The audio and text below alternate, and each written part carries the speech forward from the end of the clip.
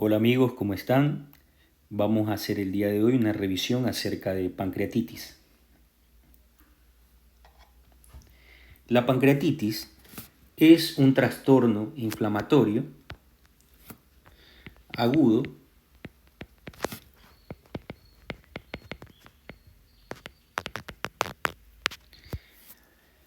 que generalmente ocurre de 34 por cada 100.000 personas. Posee una elevada morbilidad y una alta tasa de hospitalización. Los pacientes que van a la terapia intensiva son habitualmente los pacientes que presentan alguna disfunción orgánica importante. La mortalidad por pancreatitis oscila entre el 20%. Dentro de la etiología,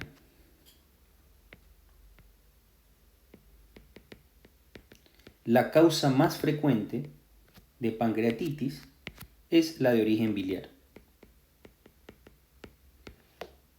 Pero también existe por alcohol, alteraciones metabólicas, aquí estaría la hipertrigliceridemia, trauma,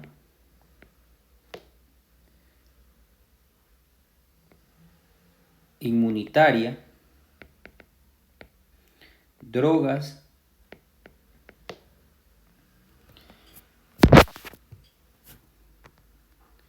dentro de la fisiopatología son algunas lesiones o algunos mecanismos que se han propuesto dentro del desarrollo de la pancreatitis y que va creando toda la injuria, no solo local, sino que sistémica.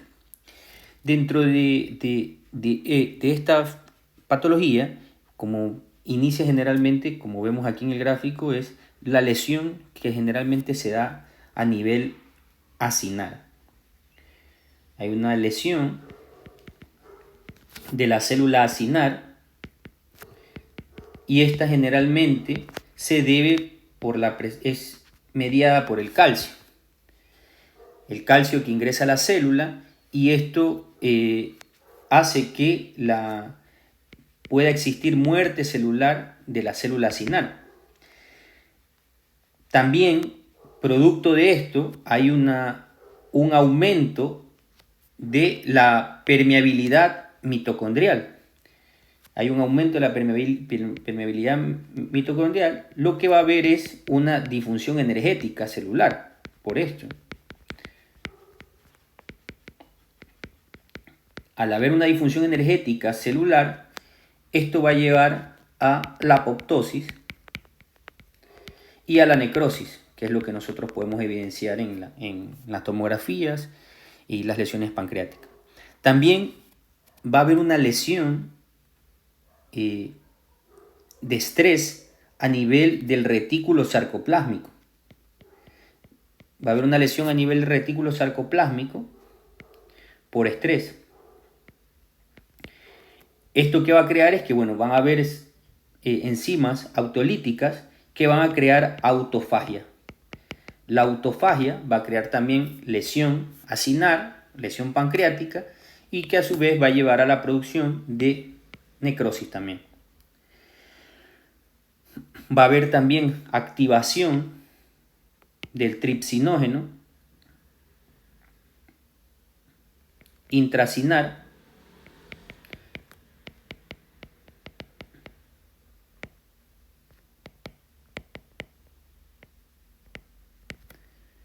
contribuyendo también a la necrosis. Y a su vez también, por aumento de la permeabilidad, por la inflamación local, va a haber inflamación sistémica, mediada por citoquina, interleuquina, factor de necrosis tumoral, todo lo que va a contribuir a la lesión sistémica. Eso en cuanto a la fisiopatología. Dentro de la clasificación de la pancreatitis, desde las guías de Atlanta hasta la actualidad, ha sufrido algunos cambios, pero coinciden en básicamente leve, moderada y grave. Leve, el paciente con signos de pancreatitis sin presencia de fallo orgánico.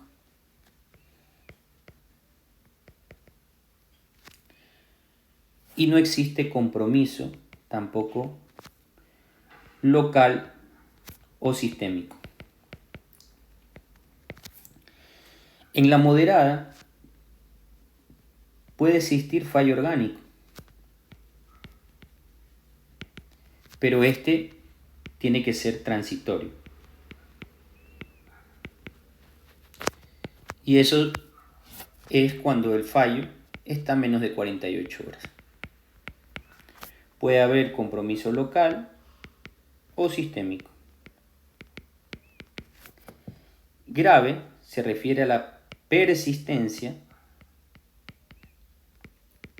del fallo orgánico,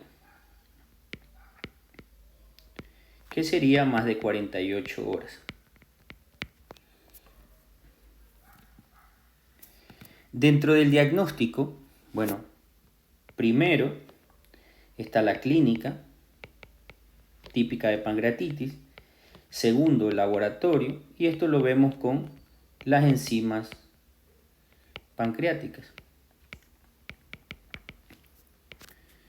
O sea, esta amilasa, lipasa, que deben de estar 3 veces por encima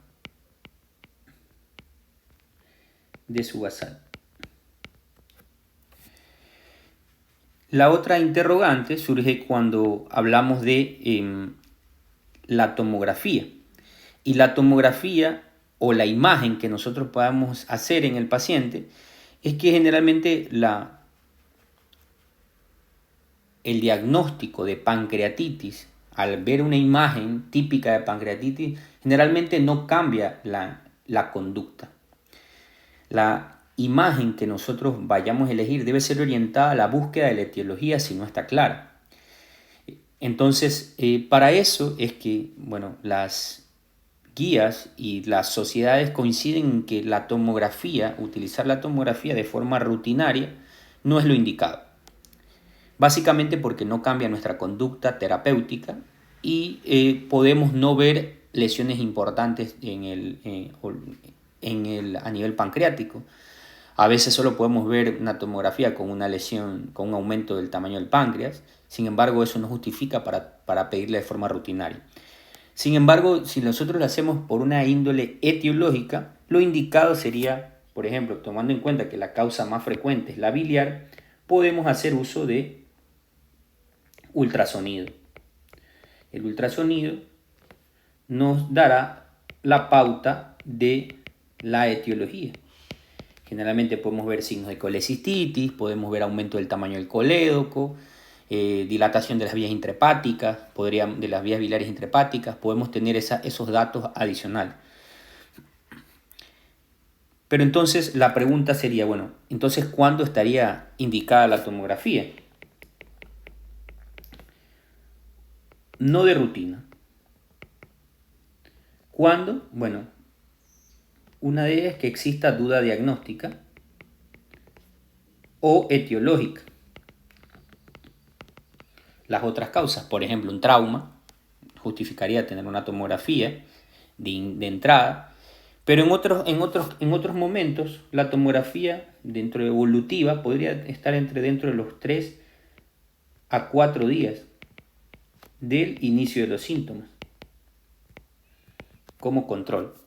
Y eso en búsqueda de alguna lesión, alguna evolución de alguna lesión pancreática, o, por ejemplo, que el paciente tenga deterioro, si hay deterioro clínico, o búsqueda de complicación. En estos casos, la utilidad de la tomografía aplicaría no solo con una tomografía simple, sino más la aplicación de un medio de contraste. Entonces, esto es muy importante tenerlo en cuenta para no solicitar exámenes inapropiados al paciente. Dentro del manejo de la pancreatitis, bueno, lo primero que tenemos que tener en cuenta dentro del amplio manejo, y que generalmente la mayor parte de estos pacientes el tratamiento es conservador, por lo tanto el manejo inicial es muy importante y hay que tener en cuenta varios parámetros para evitar complicaciones o malos resultados en estos pacientes, es los líquidos. Entonces, los líquidos en estos pacientes pueden disminuirse, depletarse el volumen por vómitos, diaforesis, fiebre, que aumentarían las pérdidas insensibles, o la misma situación por disminución de la ingesta. Esto también podría deberse por la fuga capilar,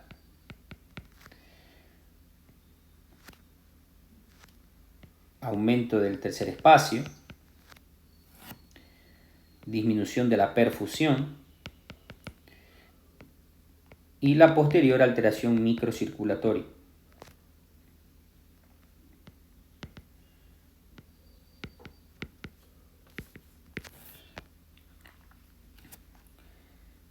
Las guías de la Sociedad Americana de Gastroenterología y las guías de cirugía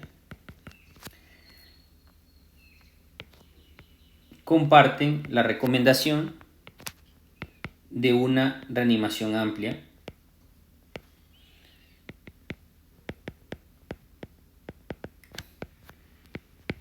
o agresiva, por así decirlo, en la que la reanimación tiene que ser temprana dentro de las primeras horas, por todo lo que hemos comentado acá.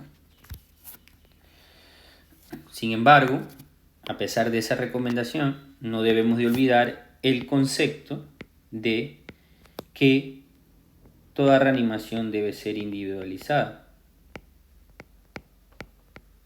y que esta recomendación de la reanimación lo que dice es que, bueno, los líquidos son importantes, pero siempre tiene que ser individualizada, tomando en cuenta las comorbilidades,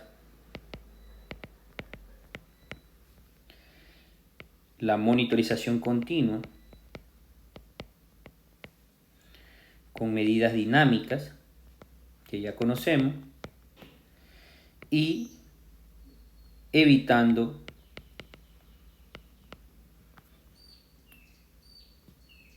la sobrecarga de volumen.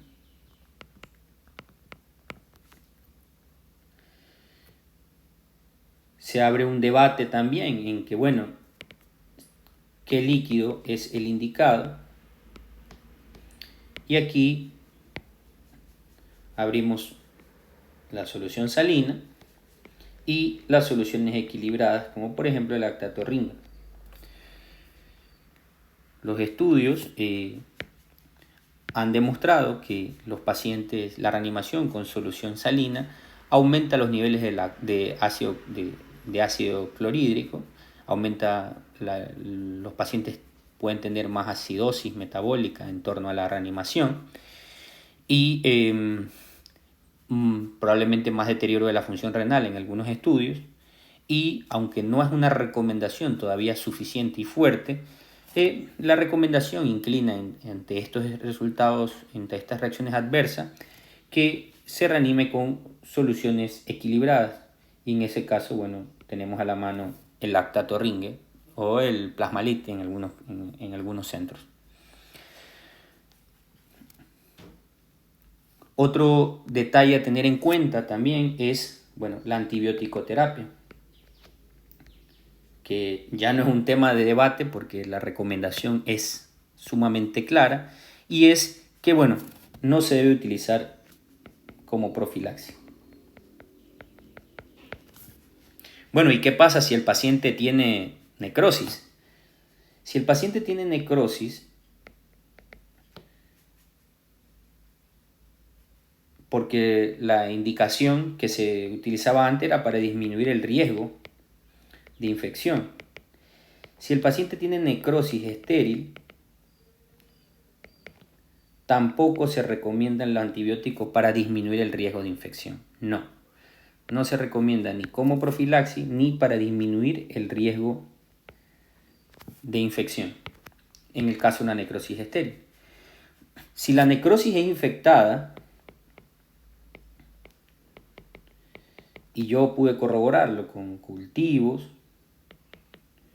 con una punción de aguja fina guiada por TAC, bueno, ahí sí está indicado los antibióticos.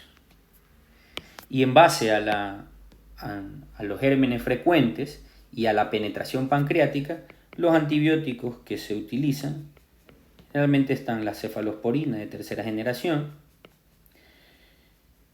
las quinolonas y los carbapenem.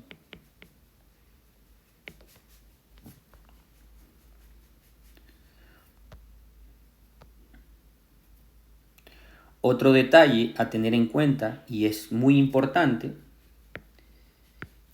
y que también es un tema de debate, o era un tema de debate, es en cuanto a la nutrición.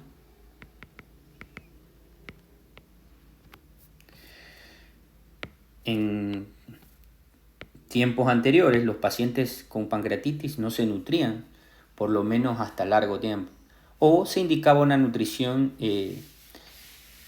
parenteral de forma muy temprana en algunos casos.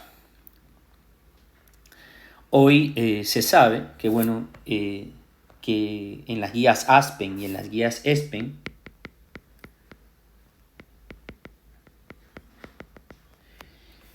la nutrición en los pacientes con pancreatitis debe ser de forma enteral.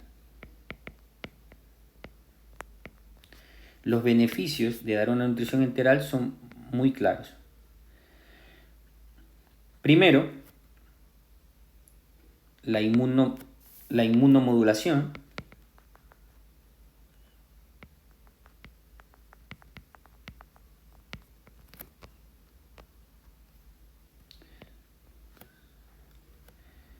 La disminución de la translocación bacteriana.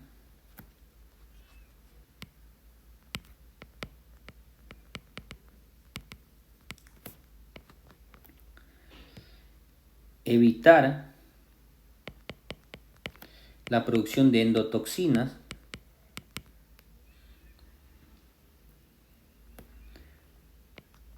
Fortalecer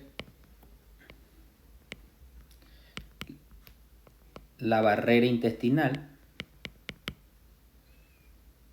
Por lo tanto, la nutrición tiene todos estos beneficios. Si el paciente lo puede hacer sin problema, la alimentación puede ser de forma oral. ¿Cuándo? Temprano. Las guías recomiendan dentro de las primeras 48 horas. ¿Qué es lo que yo debo mirar? Es, bueno, si el paciente con la nutrición tiene dolor, si hay vómitos o si hay empeoramiento.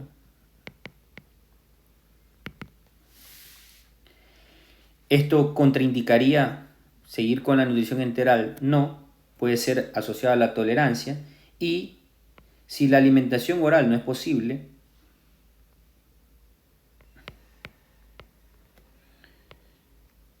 sigo enteral, pero intento poner una sonda nasogástrica o nasoyeyunal.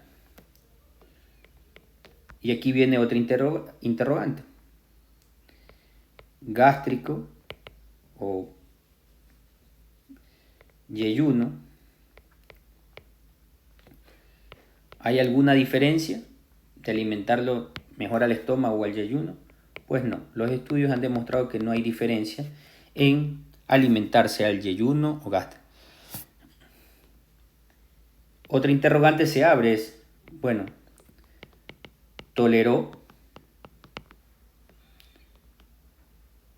empeoramiento?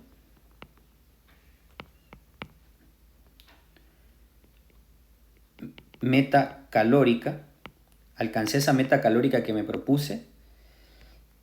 Si la respuesta es no, bueno, puedo hacer uso de nutrición parenteral.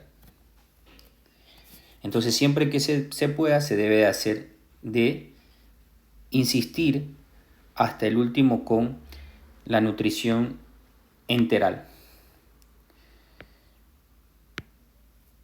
Otra interrogante que se abrió en cuanto a la misma situación hablando de nutrición es el uso de los probióticos.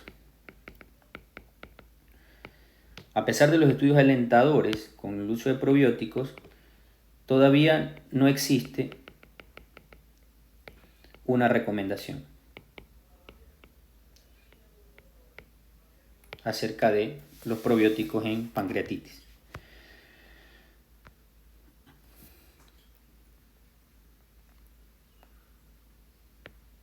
Algo muy importante dentro del manejo de la pancreatitis es la analgesia.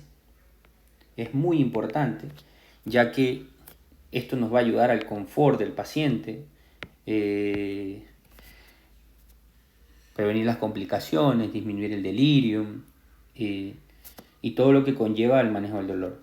Esta analgesia debe cumplir algunas cosas, que debe ser una analgesia suficiente, que debe provocar confort del paciente, y las recomendaciones de las guías 2019 es que en lo posible tiene que ser multimodal. Multimodal se refiere a, bueno, utilizar estrategias, sean estas intravenosas, local o combinada, para la analgesia. Y para eso tenemos como como fármacos de elección los AINES.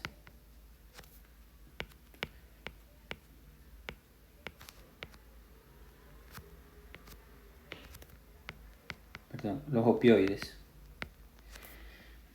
Los opioides, había una discusión en cuanto a los opioides, que en estudios que se hizo en animales sobre el tema de la contracción del esfínter de Oddi, y que eso podía contribuir en los casos de la pancreatitis biliar, empeorar. Sin embargo, no se pudo demostrar ese efecto en cuanto a los pacientes en humanos, y por ende no ha habido una recomendación en contra en cuanto al uso de opioides. Y lo que se demostró es que son seguros y que, bueno, se pueden utilizar de primera elección en el manejo de estos pacientes. También podemos hacer uso de los anestésicos locales.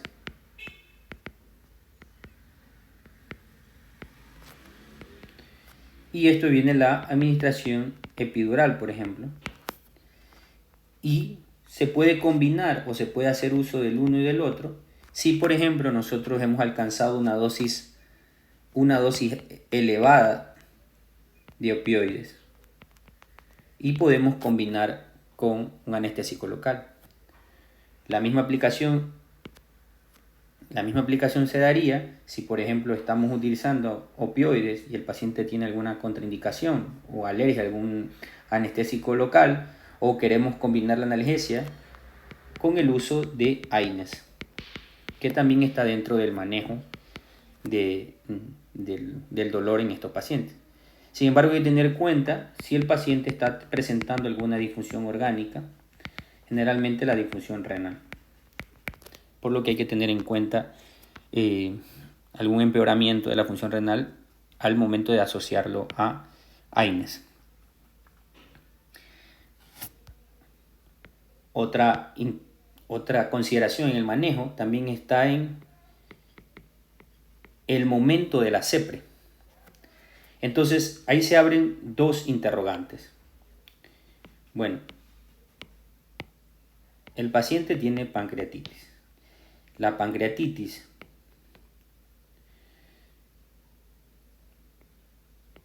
existe colangitis.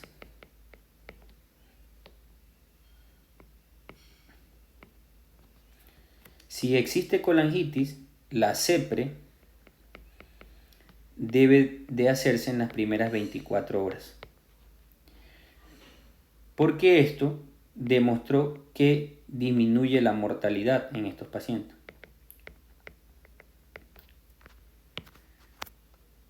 Si el paciente no tiene colangitis, es biliar, pero no hay presencia de colangitis,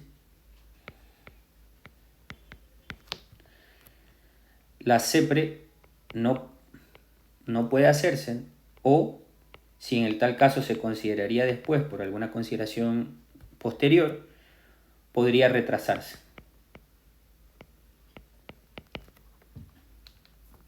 Esto es un detalle importante a tener en cuenta para no hacer estudios inapropiados o, por ejemplo, en el caso de la colangitis, bueno, apurar un estudio rápidamente y si no lo tengo en un centro, bueno, derivarlo a un centro que lo pueda hacer, ¿no? Porque ya vemos que la mortalidad se ve afectada. Otro detalle a tener en cuenta también es, bueno, ¿cuándo la colecistectomía?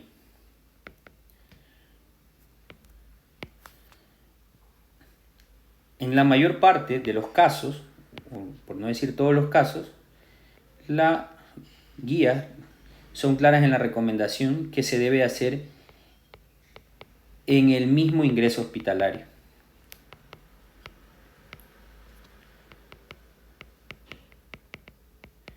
Sin embargo, hay que tener en cuenta algo. En los pacientes que tienen pancreatitis y que han realizado alguna complicación local, por ejemplo, colección, pseudoquiste, se debe de evaluar la complicación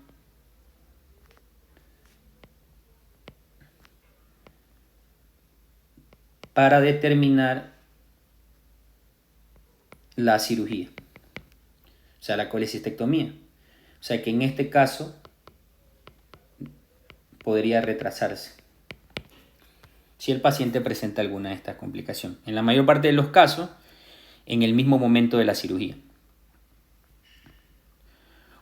Otro detalle a considerar también está el tratamiento mínimamente invasivo o endoscópico. Y aquí aplica es la presencia de, bueno, el paciente tiene una necrosis pancreática.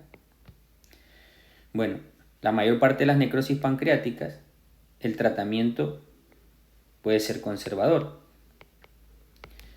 Si la necrosis es estéril, el tratamiento puede ser conservador e incluso sin intervención.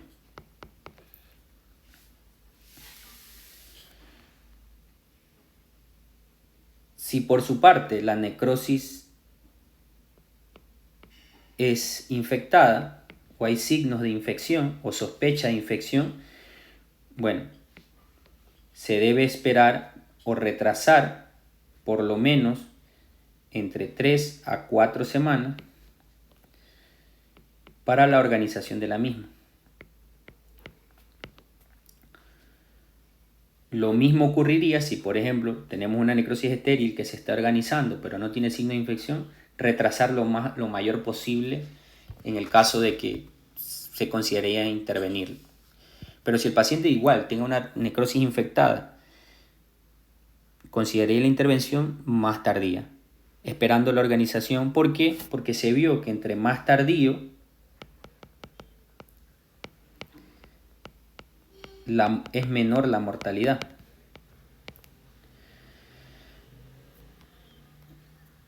¿Y cuándo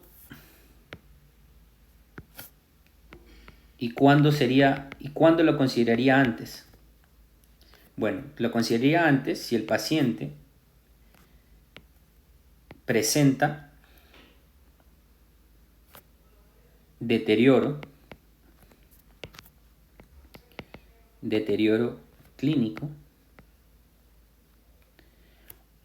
o si hay presencia de síndrome compartimental abdominal. Ahí lo consideraría antes. Dentro de las mínimas invasivas, bueno, tenemos las técnicas, la necrosis, la necrosectomía pancreática guiada por imagen.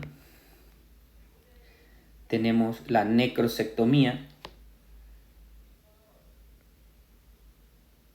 guiada por endoscopía o endoscópica.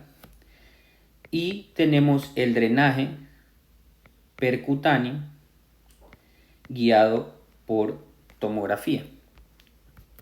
Son las técnicas que tenemos para el tratamiento endoscópico mínimamente invasivo. La siguiente sería, bueno, la cirugía. ¿Cuándo? La cirugía se referiría a la necrosectomía abierta. ¿Y cuándo aplicaría o cuándo estaría indicada, por así decirlo? Estaría indicada si el tratamiento endoscópico falló o si por el tratamiento endoscópico hizo una complicación o si hay una falta de experiencia para el tratamiento endoscópico. ¿Por qué hay que considerar todo esto? Porque la mortalidad cuando un paciente llega a la cirugía es muy alta. Por lo tanto, la indicación es retrasar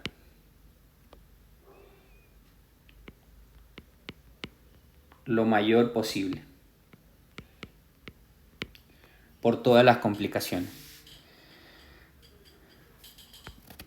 Bueno, espero haya podido ser de ayuda esta revisión de pancreatitis. Espero que puedan seguirnos a las cuentas donde hay otra información acerca de otros artículos y otras revisiones.